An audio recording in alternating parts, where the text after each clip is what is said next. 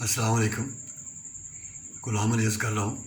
तारक ताफ़र साहब के मतलब मैं बात कर रहा हूँ। बहुत अच्छे कंपोज़र भी हैं और सिंगर भी। अपना गाना उसका पहले भी बहुत अच्छा हिट हुआ था, लाहौर लाहौर है।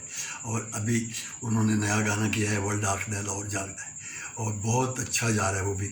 और माशाल्लाह अपने काम में बहुत प्यार से और बड़े शिद्दत से ये काम करता है। और इस गाने को जो नया अभी वर्ल्ड आखदा है लाहौर जागदा है, दलेर मेहदी ने भी सुना और उसने इतनी तारीफ़ की, बहुत उसको अच्छा लगा।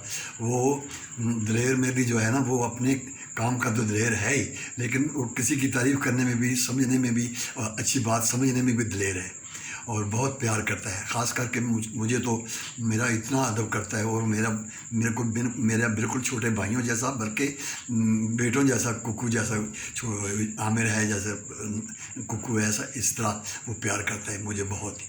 और ख़ुद भी बड़ा माशाल्लाह अपने काम में तो दलेर मेहदी है, अपने काम का एक ही है। और उसने बहुत अच्छी बहुत तारीफ़ की है और मुझे बड़ी खुशी हुई है। और मैं चाहूँगा कि देखूँगा इंशाल्लाह आप लोगों को भी बहुत पसंद आया होगा, और अल्लाह उसको और भी तरक्की दे, परवरदिगार। आमीन।